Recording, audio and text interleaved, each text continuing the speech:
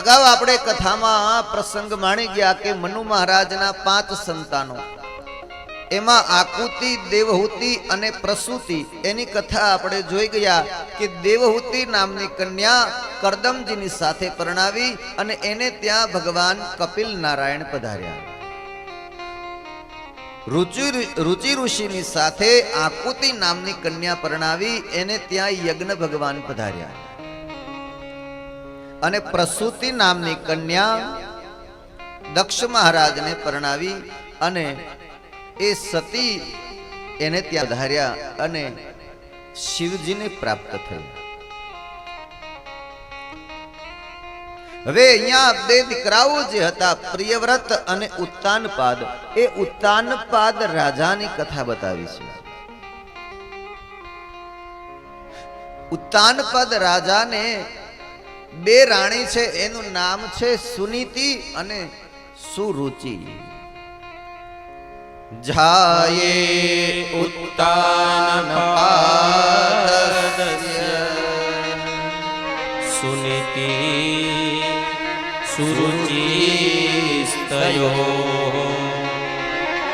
સુરુચિઃ પ્રેયસી પત્યુ. સુરુચિ નામની જે રાણી હતી એ રાજાને અત્યંત પ્રિય હતી. સુરુચિ પ્રેયસી પત્યુ. નતરામ યત્સુવો ધ્રુવઃ.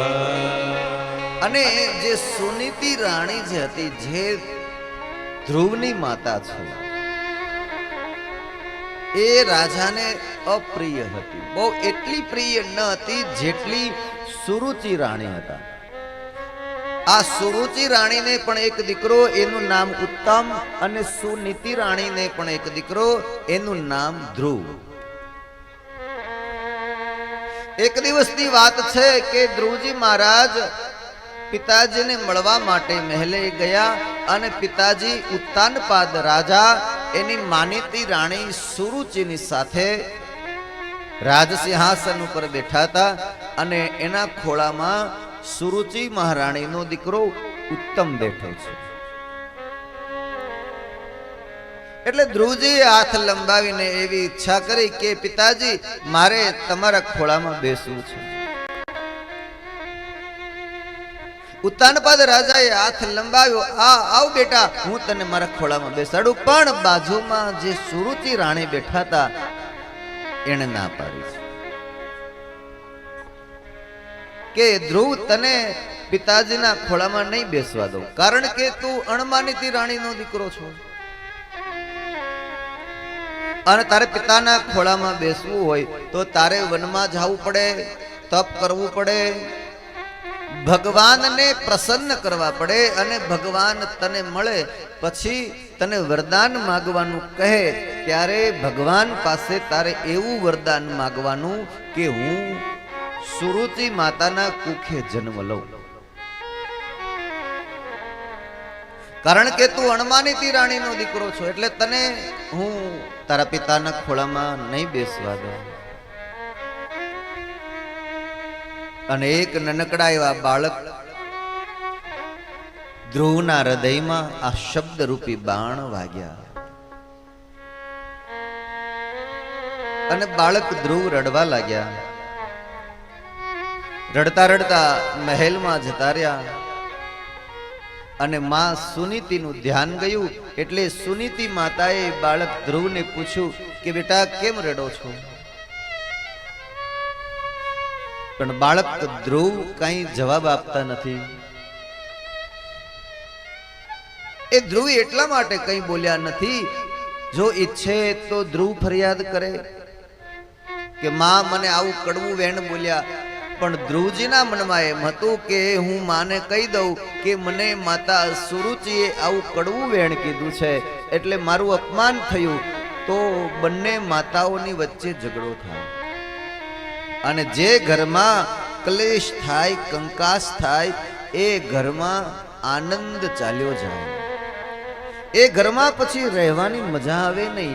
એટલે બાળક ધ્રુવની અંદર આટલી સમજદારી હતી, એટલે એ બાળક ધ્રુવ કાંઈ બોલ્યા નહીં. પણ એક દાસીએ માને વાત કરી કે માં, માં આ બાળકને સુરુચિ માતાએ કડવા વેણ કીધા ને એટલે આમ બન્યું, એટલે ઈ બાળક રડે છે.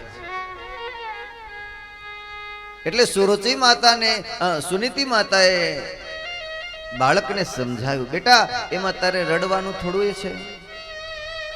જો ધારે તો અહીંયા માતા સુનીતિ પણ ન્યાય માંગી શકે કે કદાચ હું તમારા માટે અપ્રિય છું, પણ બાળકનો શું વાંક છે? તમારે બાળક સાથે આવું વર્તન ન કરવું જોઈએ. આમ માં રાજા પાસે જઈને ફરિયાદ કરી શકે, પણ માં પણ કંઈ રાજા પાસે જઈને ફરિયાદ કરતા નથી. અને ઉલટાનું એને બાળક ધ્રુવને સમજાવ્યું. બાળક ધ્રુવને સમજાવીને બાળકને એમ કહ્યું કે બેટા આમાં કઈ તારે રડવાની થોડી જરૂર છે. બેટા તું ચિંતા ન કર, ભગવાન તને મળવાના જ છે, તારે વનમાં જવાનું જ છે, તારે તપ કરવાનું છે. બાળક ધ્રુવના હૃદયમાં પરમાત્માની સાથેની ભક્તિ જોડાઈ ગઈ છે કે મને ભગવાન મળવાના છે. માએ મને કીધું છે કે ભગવાન તને મળશે એટલે મને ભગવાન મળશે. બસ આવું બાળકના હૃદયમાં પ્રેમ જાગ્યો ભગવાન પ્રત્યે. એટલે ધ્રુવજી વનમાં તપ કરવા જવા નીકળી પડ્યા. વનના માર્ગ ઉપર ભગવાનનું સ્મરણ કરતા જાય છે, પણ મનોમન એવો વિચાર આવે છે કે હું વનમાં જાઉં ખરા, તપ કરું ખરા, પણ કેવી રીતે તપ કરવું, ક્યાં ભગવાન હશે એની મને કાંઈ ખબર જ નથી. હું ક્યારેય કોઈ દિવસ પાઠશાળાએ ગયો નથી, મને મંત્ર જપ આવડતા નથી, હું શું કરીશ?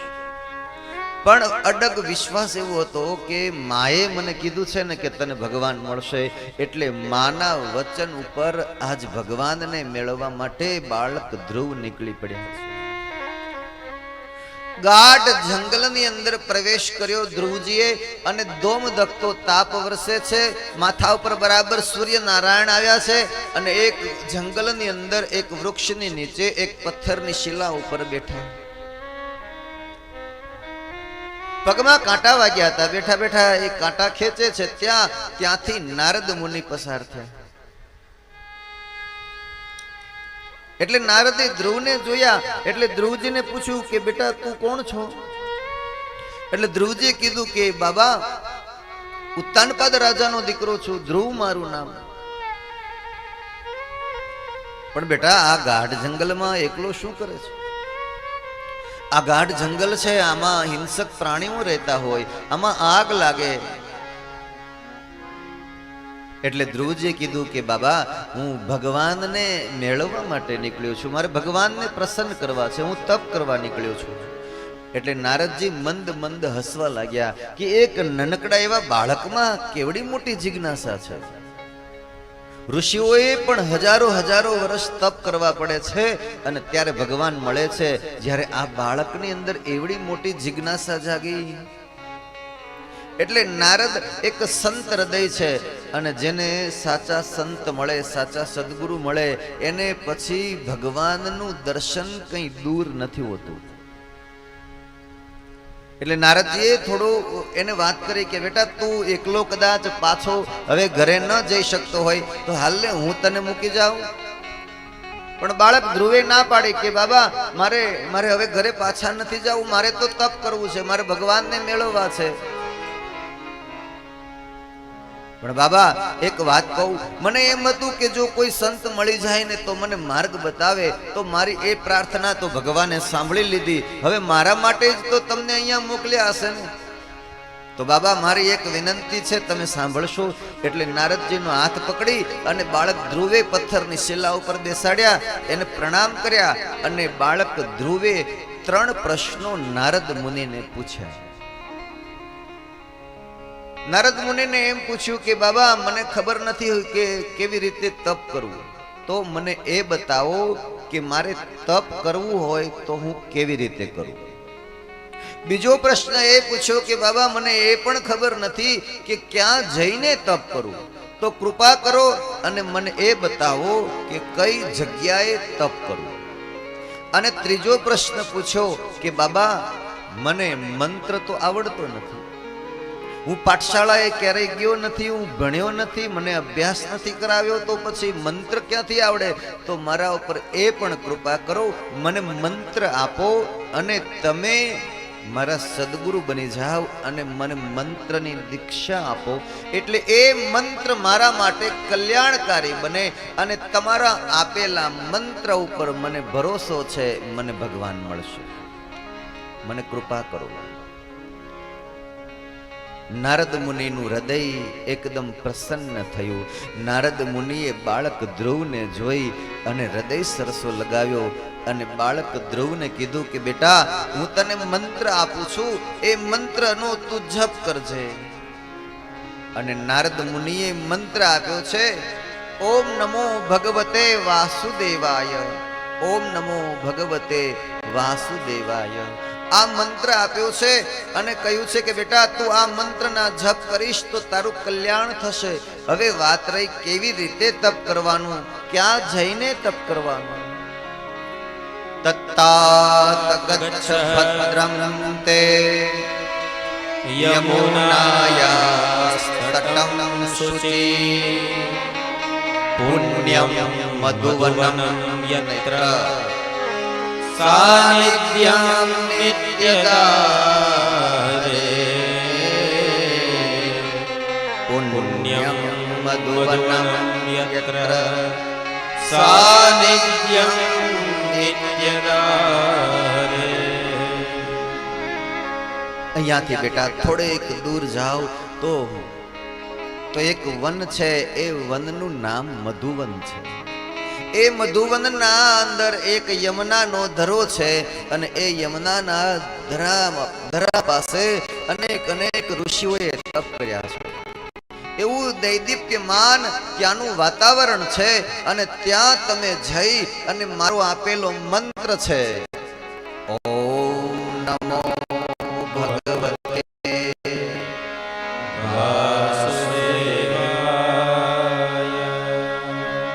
મંત્રેણાનેન દેવસ્ય કુર્યાદ દ્રવ્યમયી બુધઃ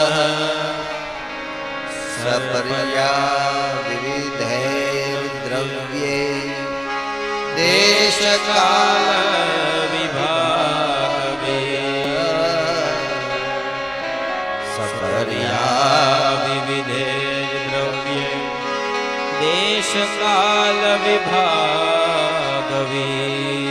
આ મંત્ર દ્વારા કોઈ વિવિધ પ્રકારે ભગવાનની પૂજાઈ પણ કરી શકે, આ મંત્ર દ્વારા ભગવાનના જપ પણ કરી શકે, આ મંત્ર દ્વારા ભગવાનનો તપ પણ કરી શકે, આ મંત્ર દ્વારા બુદ્ધિમાન મનુષ્ય વિવિધ પ્રકારે અર્ચના કરીને ભગવાનને પ્રસન્ન કરી શકે, એવો આ મંત્ર છે. બેટા, મેં તને મંત્ર આપ્યો ને, એ મંત્રનો તું જપ કરજે. બાળક ધ્રુવ બહુ જ રાજી થયા અને નારદ મુનિની પ્રદક્ષિણા કરી છે કે બાબા, હવે તમે મારા ગુરુ છો. નારદ મુનિના બે બાલ શિષ્ય, એક ધ્રુવ અને એક ભક્ત પ્રહલાદ, આ બે નાના બાળકોને નારદ મુનિએ શિષ્ય બનાવ્યા અને બેય બાળકો તરી ગયા, ભવસાગર તરી ગયા, જેને માટે ભગવાનને દર્શન આપવા સ્વયં પૃથ્વી લોકમાં પધારવું પડ્યું. કારણ કે ગુરુએ આપેલા મંત્રમાં શ્રદ્ધા હતી. બીજું, એ મંત્રથી હું જપ કરું તો મને ભગવાન અવશ્ય મળશે, એવો એને દ્રઢ વિશ્વાસ હતો. અને ભગવાન નામ જપ જ્યારે કરતા ત્યારે એના હૃદયમાં પરમાત્મા પ્રત્યેનો પ્રેમ હતો અને એ પ્રેમ પૂર્વક ભગવાન શ્રી હરિનારાયણના ઓમ નમો ભગવતે વાસુદેવાય મંત્રનો જપ કરતા કરતા નારદ મુનિની પ્રદક્ષિણા કરી અને પ્રણામ કર્યા અને નારદ મુનિએ આજ્ઞા કરી, બેટા, હવે હું તમને કહું છું, તમે જાઓ, તપ કરો, મારો તમને આશીર્વાદ છે, તમને ભગવાન મળશે. ધ્રુવજીના આંખમાંથી પ્રેમના અશ્રુ છલકાણા છે કે મને ભગવાનને મેળવવા માટે સદગુરુની જરૂર હતી. આજ સુધી મેં સાંભળ્યું હતું કે જેને સાચા સદગુરુ મળે એને ભગવાન દૂર ન હોય. આ મને સૌથી પહેલા સદગુરુ મળ્યા. હવે મને ભગવાન મળશે, હવે મને ભગવાન મળશે. આમ વિચાર કરી અને નારદ ઋષિને પ્રણામ કરી ધ્રુવજી મહારાજ મધુવન તરફ ગતિ કરે છે. અને ગતિ કરતા કરતા મનોમન ભગવાનનું સ્મરણ કરે છે. હૃદયમાંથી ભગવાનનો પ્રેમ વ્યક્ત કરે છે અને ભગવાનને કહે છે, પ્રેમ ભરેલો હૈયું લઈને તારે દ્વારે આવ્યો છું. પ્રેમ ભરેલું હૈયું લઈને તારે દ્વારે આવ્યો છું. તું જો મુજને તર છોડે તો તું જો મુજને તર છોડે તો દુનિયામાં હું જાઉં ક્યાં. પ્રેમ ભરેલો હૈયું લઈને તારે દ્વારે આવ્યો છું. પ્રેમ ભરેલું હૈયું લઈને તારે દ્વારે આવ્યો છું.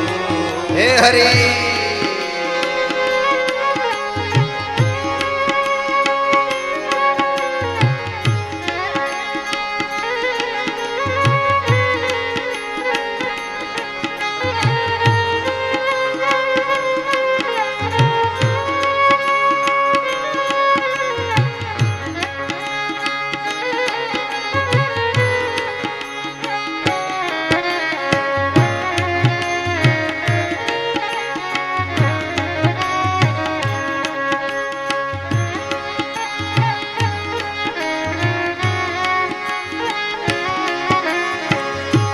ના જાણું હું પૂજા તારી, જાણું ના ભક્તિની રીત, જાણું ના ભક્તિની રીત. ના જાણું પૂજા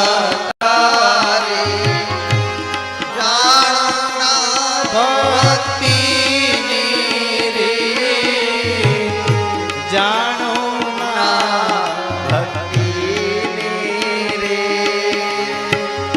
કાલી ગેલી વાણીમાં હું ગાતો વાલા તારા ગીત, ગાતો વાલા તારા ગીત. કાલી ગેલી વાણીમાં ગાતો વાલા તારા ગીત, ગાતો વાલા તારા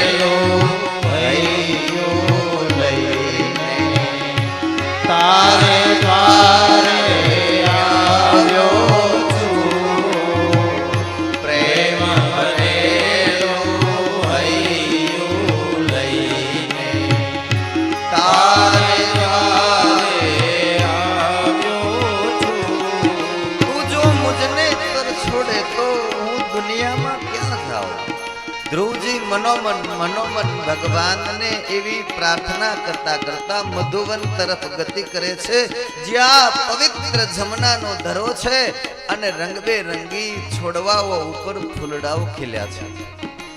પક્ષીઓનો મધુર ધ્વનિ રેલાઈ રહ્યો છે અને ગિરિમાળમાંથી પર્વતોની અંદરથી ઝરણાઓ નિર્મળ નીરને વહાવી રહ્યા છે. એવા પવિત્ર દિવ્ય વાતાવરણની અંદર ધ્રુવજીએ મધુવનમાં પ્રવેશ કર્યો. ભગવાનને કીધું કે કાંઈ મારી પાસે તારી પાસે લઈ આવવાની કોઈ ભેટ તો છે નહીં. મેં સાંભળ્યું હતું કે દેવગુરુ બ્રાહ્મણ યતિ સતી સંન્યાસીની પાસે જાય તો કાંઈ ભેટ લઈ જવી જોઈએ.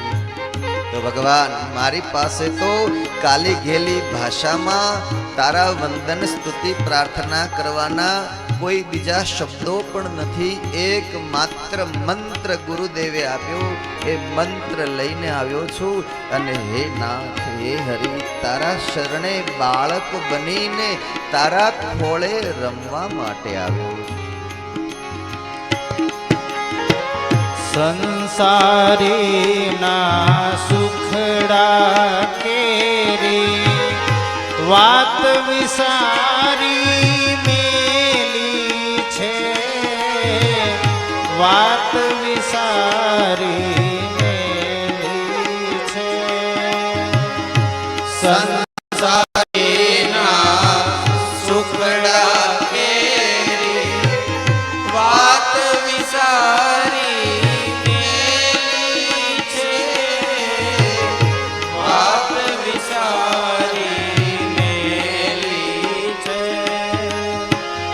દીન દયાળુ રણ છોડ રાયા, એક હવે તું બેલી છે, એક હવે તું બેલી છે. દીન દયાળુ રણ છોડ રાયા, એક હવે તું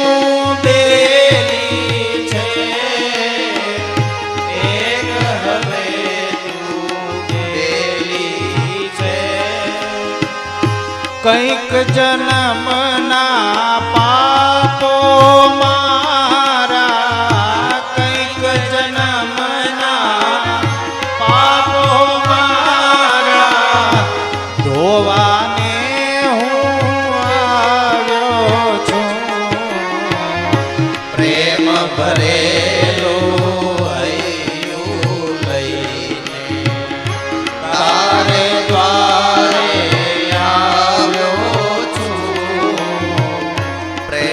ભરેલો હૈયું લઈને તારે દ્વારે આવ્યો છું, તારે દ્વારે આવ્યો છું. પ્રેમ ભરેલું હૈયું લઈને તારે દ્વારે આવ્યો છું. ભગવાન શ્રી હરિનું સ્મરણ કરતા કરતા ધ્રુવજી મહારાજ મધુવનની અંદર તપનું પ્રારંભ કરે છે અને નક્કી કર્યું છે કે જ્યાં સુધી મને ભગવાન નહીં મળે ત્યાં સુધી હું કઈ મહેલે પાછો નથી જવાનો. એવા અડગ નિર્ણયની સાથે ધ્રુવજી મહારાજે તપનો પ્રારંભ કર્યો છે. 1 મહિનો ધ્રુવજીનું તપ કેવી રીતે થયું છે? 1 મહિના સુધી ધ્રુવજી એવી રીતે તપ કર્યું. સુખદેવજી મહારાજ પરીક્ષિત રાજાને કહે છે કે સાંભળો રાજન, આ એક નનકડો એવો બાળક ત્રિરાત્રાંતે કપિત્થ બદરાશનઃ આત્મભૃત્યનુસારેણ માસં નિન્યેચયં હરિં. સતત 3 દિવસ સુધી એક આસન પર બેસી રહેવાનું અને કોઠા અને બોર ખાવાના અને ફળ ફળાદી આરોગી લેવાના અને ઉપાસના કરવાની. 3 દિવસ સુધી એક આસન પર બેસી રહે, ચોથા દિવસે ઊભા થાય અને વળી પાછા આસન જમાવીને બેસી જાય. આમ કરતા કરતા 1 મહિનો પૂરો થયો. બીજા મહિનાની શરૂઆત થઈ તો વળી એવી રીતે તપ કર્યું. દ્વિતીયં ચ તથા માંસં ષષ્ઠે ષષ્ઠેર્બકોદિને તૃણવર્ણાદિभिः શીર્ણે કૃતાન્નોભ્યર્ચયન વિભુઃ. બીજા મહિનાની શરૂઆત થઈ તો 6 દિવસ સુધી એક આસન પર બેસી રહે. 7મા દિવસે ઊભા થાય, માત્ર ઘાસ પાંદડાઓ ખાઈ લે અને પાણી પી લે, પાછા બેસી જાય. આમ કરતા કરતા 2 મહિના પૂરા થઈ ગયા.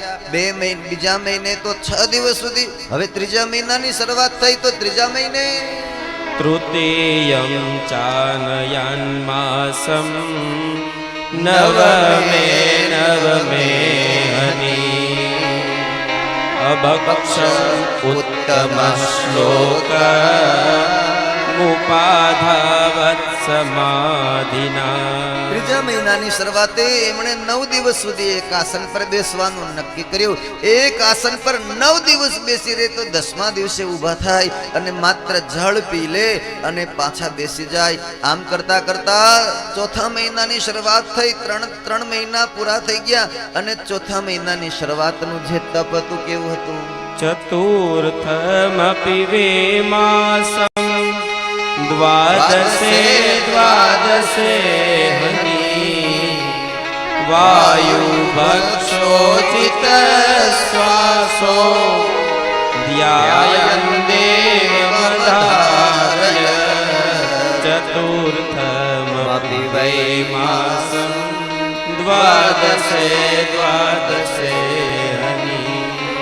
ચોથા મહિનાની શરૂઆત થઈ. 12 દિવસ સુધી એક આસન પર બેસે અને માત્ર વાયુનું ભક્ષણ કરે અને વળી પાછા બેસી જાય. આમ કરતા કરતા 4 મહિના પૂર્ણ થયા અને 5મા મહિનાની જ્યારે શરૂઆત થઈ અને તપનો પ્રારંભ થયો. પંચમે માસ્ય નઃ પ્રાપ્તે જીત શ્વાસો નૃપાત્મજ ધ્યાયન બ્રહ્મ પદે તસ્થો સ્થાણુરિવાચલ. પંચમે માસ્યનો પ્રાપ્તે જીત શ્વાસો નૃપાત્મજ. 5મા મહિનાનું તપ જ્યારે શરૂઆત કરી તો શ્વાસને જીતી લીધો અને એક પગ ઉપર ઊભા રહીને ધ્રુવજી મહારાજે યમુનાના ધરામાં જઈને તપ કર્યું. યમુનાના જળમાં ઊભા રહીને એક પગ ઉપર ઊભા રહીને તપ કર્યું. અને આમ કરતા કરતા 5 મહિના પૂરા થયા. 6ઠા મહિનાની શરૂઆત થઈ. હવે એમણે શ્વાસને પણ જીતી લીધો. અવિરતપણે ઓમ નમો ભગવતે વાસુદેવાય મંત્રનો જપ કરી જાય છે. અને તપ જ્યારે 6 મહિનાનું પૂર્ણ થયું ત્યાં તો બ્રહ્માંડ ખળબળવા માંડ્યું અને દેવતાઓ ગભરાવા લાગ્યા. અને એને એમ થયું કે આ ક્યાંક સમય નથી ને એના પહેલા પ્રલય થઈ જવાનો છે કે શું? બ્રહ્માંડ ડોલવા માંડ્યું ત્યારે દેવતાઓ થરથર કંપવા લાગ્યા. અને જ્યાં પૃથ્વી લોકમાં નજર કરી તો ધ્રુવજી તપ કરે છે. ઇન્દ્ર મહારાજે દેવતાઓને પૂછ્યું કે હજી આ બ્રહ્માંડના પ્રલયને ઘણી વાર છે, આ બ્રહ્માંડ કેમ ડોલવા લાગ્યું? બોલે ધ્રુવજીના તપથી બ્રહ્માંડ ખળબળી ઉઠ્યું છે. બોલે ધ્રુવના તપમાં ભંગ કરો, એનું તપ ખંડિત થઈ જાય એવું કંઈ કરો. ભયંકર અગન વર્ષા આગ લાગી, દાવાનળ પ્રગટ્યો જંગલમાં, પણ ધ્રુવજીનું તપ લગ્યું નહીં.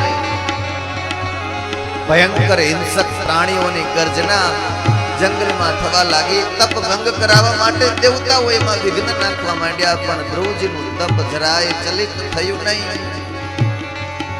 મુશળધાર વરસાદ વરસવા લાગ્યા, મારે મેઘ ખાંગા થયા, પણ જરાય ધ્રુવજી ડગ્યા નહીં.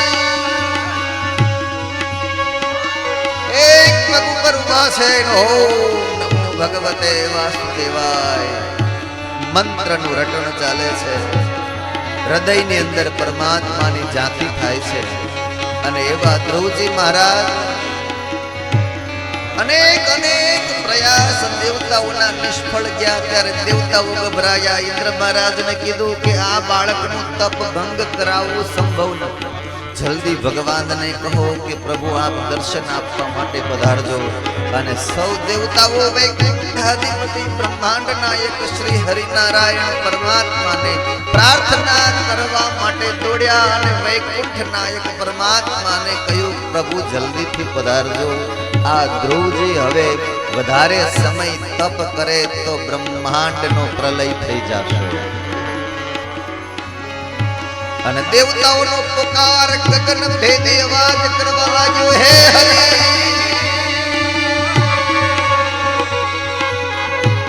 અને શંખ ચક્ર ગદા પદ્મ ભગવાને ધારણ કર્યા. ગરુડ પર સવાર થયા. પગ સુધી લટકનારી શોભા આપનારી વનમાળા ભગવાને પહેરી છે. પીળા પીતાંબર કેસરિયા જામા અને મસ્તકે મોરપીંછનો મુગટ ભગવાને ધારણ કર્યો. અલૌકિક શૃંગાર કર્યા છે ભગવાનનું. દૈદીપ્યમાન અલૌકિક સ્વરૂપ. અને ગરુડ પર સવાર થઈને શ્રી હરિ પરમાત્મા મધુવનની અંદર પધાર્યા છે. જ્યાં ધ્રુવજી મહારાજ તપ કરે ત્યાં ભગવાને દર્શન આપ્યા કે બેટા ધ્રુવ આંખ ઉઘાડો, પણ હૃદયમાં ભગવાનના ચતુર્ભુજ રૂપના દર્શન ધ્રુવજીને થાય છે. એટલે ધ્રુવજી આંખ ઉઘાડતા નથી અને ધ્રુવજીને હૃદય પર ભગવાને પડદો ઓઢાડ્યો. અંદરનું દર્શનની ઝાંખી જે થતી હતી એ બંધ કરી. એટલે ધ્રુવજી આંખ ઉઘાડી સામે નજર કરી તો ભગવાન શ્રી હરિનારાયણ પરમાત્માને જોઈ ધ્રુવજી દંડવત પ્રણામ કરી ભગવાનના ચરણમાં ઢળી પડ્યા. ગગન ભેદી શંખનો નાદ ગુંજવા લાગ્યો. મધુવનની અંદર મધુર ધ્વનિ રહેલાવતા પક્ષીઓનો કલરવ અને આકાશમાંથી પુષ્પની વર્ષા થવા લાગી. જય જયકાર શ્રી હરિ ભગવાન કી જય. એવા ભગવાન જ્યારે ચતુર્ભુજ રૂપ લઈને ધ્રુવજી મહારાજની સામે પ્રગટ થયા એટલે ધ્રુવજી મહારાજ ભગવાનની સામે ઉભા રહ્યા છે. હે પરમાત્મા, હે હરિનારાયણ, આજ સુધી મેં સાંભળ્યું હતું કે જેને સદગુરુ મળે અને ભગવાન મળે આજ અનુભવી લીધું. મને નારદ ઋષિએ એવી કૃપા કરી, એવી કૃપા કરી, એવી કૃપા કરી કે મને તમારું મિલન કરાવી દીધું. ભગવાન હવે મારે કોઈ ઈચ્છા બાકી ન રહી. મારા બધા જ મનોરથ સફળ થઈ ગયા. મારું મનુષ્ય જન્મ સફળ થઈ ગયો. હે ભગવાન, તમારા મને ચતુર્ભુજ રૂપના દર્શન થયા, હું ધન્ય થયો. ભગવાને ધ્રુવજીને કીધું કે બેટા કઈ વરદાન માંગો. ધ્રુવજીએ કીધું કે પ્રભુ મારે કાંઈ નથી જોઈતું, મારે કાંઈ નથી જોઈતું પ્રભુ, મારે તો તમારી સાથે આવવું છે. ભગવાને કહ્યું કે પણ બેટા શું કામ? એટલે ધ્રુવજી કહે કે પ્રભુ મને એવું લાગે છે કે કાં તો આ સંસાર મારે લાયક નથી અને કાં તો આ સંસારને લાયક હું નથી. પ્રભુ મારે તમારી સાથે આવવું છે, તમારા ધામમાં મારે રહેવું છે. ધ્રુવજીની આંખમાંથી પ્રેમના અશ્રુ છલકાણા છે. ભગવાનને એક વિનંતી કરી છે ધ્રુવજી મહારાજે કે મને આમ તો પ્રભુ બીજું કંઈ આવડતું નથી. એક મંત્ર મને ગુરુદેવે આપ્યો, એ મંત્રથી બસ જપ કરે જાઉં છું એટલે મને તમે મળ્યા છો. પણ ભગવાન મારે તમારી સ્તુતિ કરવી હોય તો હું કયા શબ્દમાં કરું? મારી પાસે બીજું કોઈ જ્ઞાન તો છે નહીં, હું કઈ વ્યાકરણ ભણ્યો નથી, બીજા મને કોઈ મંત્ર આવડતા નથી. તો મારે તમારી સ્તુતિ કરવી હોય તો પ્રભુ. એટલે ભગવાને દિવ્ય લીલા કરી અને પોતાના હાથમાં રહેલો શંખ ધ્રુવજીના ગાલ પર અડાડ્યો અને ધ્રુવજીને જાણે વેદ મંત્રોનું જ્ઞાન થયું હોય એમ ધ્રુવજી મહારાજ ભગવાનની સ્તુતિ કરવા લાગ્યા. યોન્ત પ્રવેશ્ય મમ વાચમિમાં પ્રસુપ્તા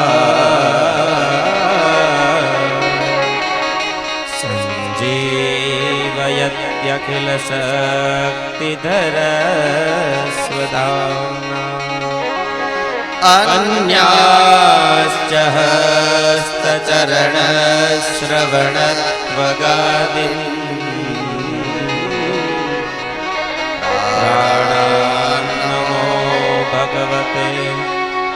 પુરુષાય તુભ્યં પ્રાણાન્નમો ભગવતે પુરુષાય તુભ્યં. હે ભગવાન, આપ મારા અંતઃકરણની અંદર પ્રવેશ કરો અને હું મારા શબ્દો દ્વારા તમારી સ્તુતિ કરું તો મારી વાણી કૃતાર્થ થાય. હે પ્રભુ, હે પરમાત્મા, હું આપને પ્રણામ કરું છું, આપને મારા વંદન છે. હું અને મારું બધું જ એટલે કે સર્વસ્વ તમને સમર્પિત છે. આમ કહીને ધ્રુવજી મહારાજે દિવ્ય શ્લોકોમાં સ્તુતિ કરી છે. ધ્રુવજી મહારાજના સ્તુતિના શબ્દો જે છે ભાગવતજીમાં 12 શ્લોકમાં ધ્રુવજીએ સ્તુતિ કરી છે. એકસ્તમેવ ભગવન વિદમાત્મશક્ત્યા માયાખ્યયોરુગણયા મહદાદ્યશેષમ શુષ્વાનુવિશ્ય પુરુષસ્તદસદ્ગુણેષુ નાનેવદારુષુ વિભવા વસુવદ્વિભાસી. ધ્રુવજી મહારાજે દિવ્ય શ્લોકોમાં સ્તુતિ કરી, ભગવાનને રાજી કર્યા છે. ભગવાને એમ કીધું કે બેટા કઈ વરદાન તો માંગો, એટલે ધ્રુવજીએ કીધું કે પ્રભુ કઈ માંગવું નથી. હવે જે સ્વયં પરમાત્મા મને મળી ગયા હોય પછી મારે માંગવાનું શું હોય? એટલે ભગવાને કીધું કે બેટા મને ખબર છે કે તમે શા માટે તપ કરવા પધાર્યા છો. હું જાણું છું કે તમારે તમારા પિતાજીના ખોળામાં બેસવું હતું, એટલા માટે તમે તપ કરવા આવ્યા છો. તો એ ઉત્તાનપાદ રાજા એ તો માત્ર તમારો પિતા, પણ આજ હે બેટા ધ્રુવ, આજ તમારી સામે ઊભો છે ને એ આખા જગતનો પિતા છે.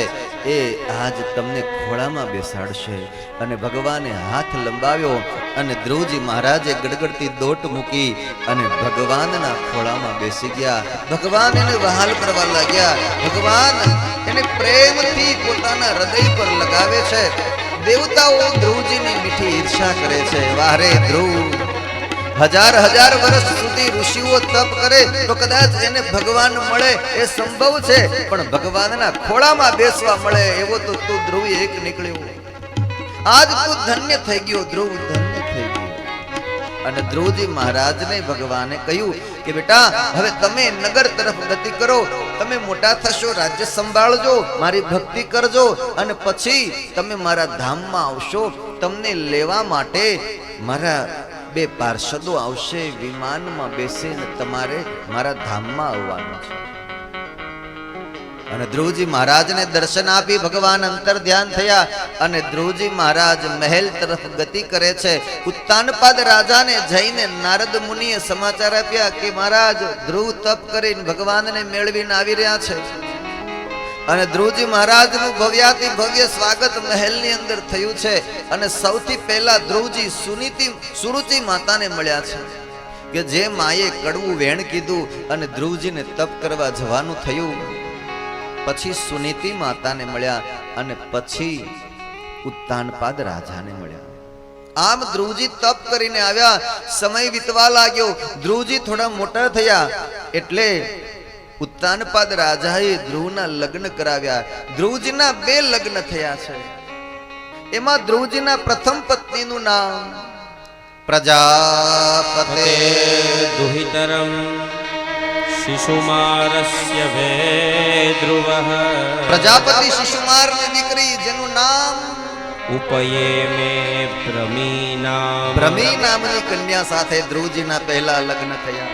તત્સુતો કલ્પવત્સરો. એને 2 દીકરા થયા. એનું નામ છે કલ્પ, બીજાનું નામ છે વત્સર. અને બીજા લગ્ન ધ્રુવજી મહારાજના થયા.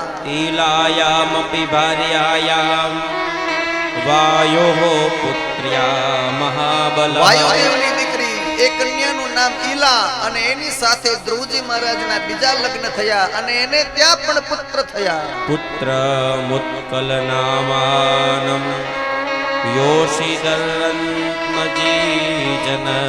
એક પુત્ર થયો, એનું નામ છે ઉત્કલ અને એક દીકરી પણ ધ્રુવજી મહારાજને એ ઈલા નામની કન્યા દ્વારા થઈ. આમ ધ્રુવજી મહારાજ બે લગ્ન કર્યા છે. પ્રથમ પત્નીનું નામ છે ભ્રમી અને ભ્રમી દ્વારા કલ્પ અને વત્સર આવા બે દીકરા થયા. બીજી પત્નીનું નામ છે ઈલા અને એના દ્વારા ઉત્કલ નામના પુત્ર થયા. સમય વીતવા લાગ્યો. ઉત્તાનપાદ રાજાએ વિચાર્યું કે હવે મારે વનગમન કરવું છે. તપ કરવા જવા માટે ધ્રુવજી મહારાજને રાજગાદી સમર્પિત કરી ઉત્તાનપાદ રાજા વાનપ્રસ્થ જીવન જીવવા માટે તપ કરવા વનમાં ચાલ્યા ગયા. અને ધ્રુવજી મહારાજે રાજ્ય શાસન સંભાળ્યું છે. ધ્રુવજી મહારાજે 36,000 વર્ષ સુધી રાજ્ય કર્યું છે.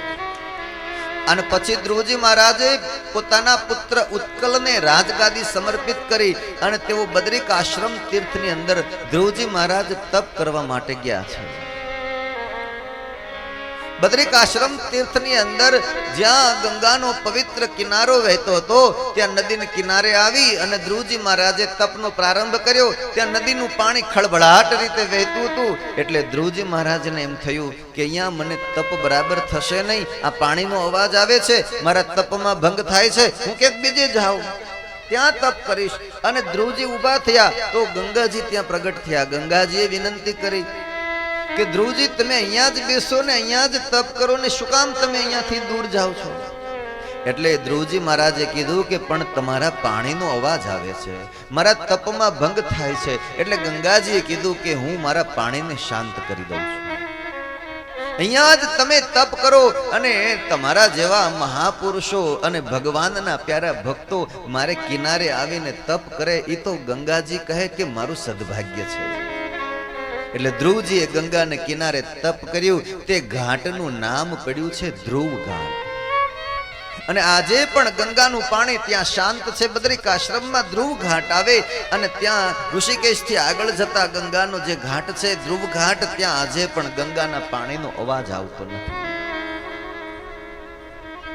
અને પછી તપ પરિપક્વ થયું અને આકાશમાંથી નંદ અને સુનંદ એવા બે પાર્ષદો વિમાન લઈને આવ્યા અને ધ્રુવજી મહારાજને વિમાનમાં બેસાડી અને ભગવાનના ધામમાં લઈ ગયા છે. ધ્રુવજી મહારાજનું મૃત્યુ થયું નથી, તેઓ ભગવાનના ધામમાં સદેહ ગયા છે. અને ભગવાને એને અવિચલ પદ આપ્યું છે. ગગન મંડળમાં આકાશમાં જે તારાઓ દેખાય છે એમાંનો એક તારો છે ધ્રુવનો તારો. એ ભગવાને એને આપેલું અવિચલ પદ છે કે કાયમ માટે તમે ઝગમગાટ કરતા રહેશો, કાયમ માટે અવિચલ પદને પામશો.